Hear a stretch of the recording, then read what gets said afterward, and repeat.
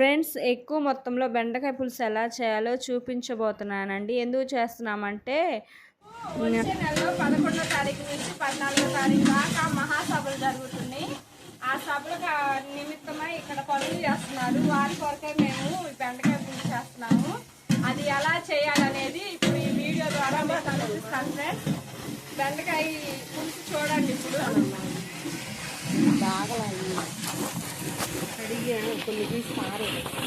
Friends, ఇప్పుడు పెద్ద డబరా ఒకటి పెట్టుకొని అందులో ఆయిల్ పోసి, ఆయిల్ వేడెక్కిన తర్వాత ఉల్లిపాయ, పచ్చిమిరపకాయ అవి వేసి వేయించుకోవాలండి.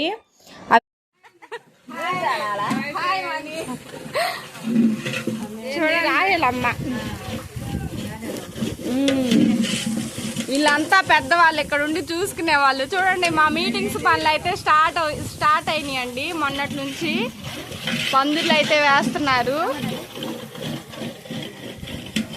హాయ్ చెప్పండి మా, ఇటు చూడు, హాయ్ చెప్పు మా. ఏంది మా అన్న.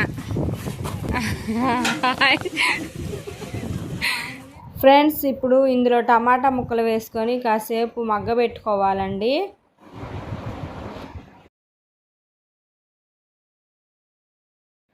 ఫ్రెండ్స్, ఇందులో టమాటాలు వేయక ముందే పచ్చిమిరపకాయలు, ఉల్లిపాయల్లో టేస్ట్ కోసం కొంచెం అల్లం వెల్లుల్లి పేస్ట్ వేసి వేయించుకున్నామండి. ఆ తర్వాతే టమాటాల ముక్కలు వేసాము.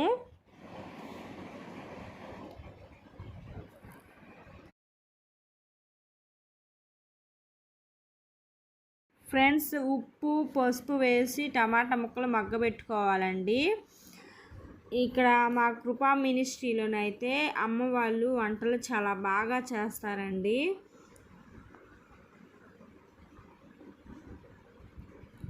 చాలా రుచిగా ఉంటాయి.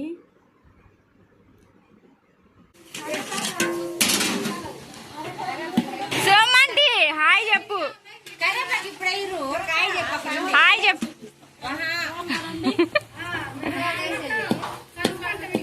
ఫ్రెండ్స్, ఇప్పుడు టమాటాలు వేసాం కదా, దీనిపైన మూత పెట్టి ఒక 10 నిమిషాలు అయితే మగ్గబెట్టుకొని ఇప్పుడు ఇందులో బెండకాయలు వేసుకొని మగ్గబెట్టుకున్నాము. మొత్తం కలయి తిప్పుకోవాలి దీన్ని.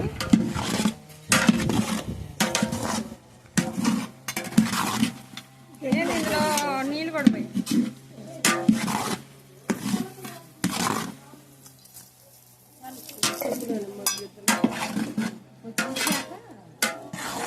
ఉప్పేసాను.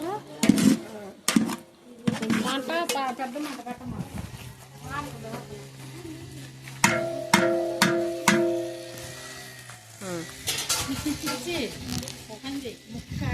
మూత పెట్టి కాసేపు మగ్గ పెట్టుకోవాలండి. నీళ్ళు కాగిందా ముక్క.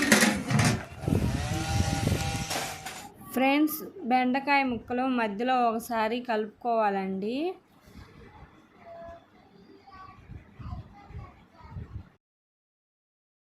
ఇప్పుడు ఇందులో చింతపండు పులుసు పోస్తున్నామండి. ఫ్రెండ్స్, చింతపండు పులుసు పోసిన తర్వాత మూత పెట్టి కాసేపు మగ్గబెట్టుకోవాలండి.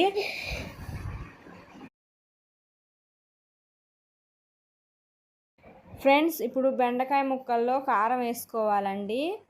ఇందాక టమాటాలు మగ్గడానికి కొంచెం ఉప్పు వేసుకున్నాం కదా, ఇప్పుడు కారం వేసిన తర్వాత ఉప్పు వేసుకొని, ఇందాక ఆ ఉప్పు ఎంతైతే వేసామో దానికి తగ్గట్టు చూసుకొని ఉప్పు వేసుకోవాలండి. ఇప్పుడు మొత్తం కూరను ఒకసారి తిప్పుకోవాలి. ఉప్పు వేసిన తర్వాత ఇందాక కొంచెం వాటర్ కూడా పోసుకొని మగ్గబెట్టుకోవాలి కదండి. తర్వాత మూత పెట్టి ఒక 5 నిమిషాలు వేసుకోవాలండి. ఇందులోనే ధనియాల పొడి వేసుకుంటున్నామండి. వేసిన తర్వాత కొంచెం సేపు మగ్గబెట్టుకోవాలి. బెండకాయ పులుసు తీసేస్తున్నామండి. ఇప్పుడు టేస్ట్ చూద్దాం ఎలా ఉందో.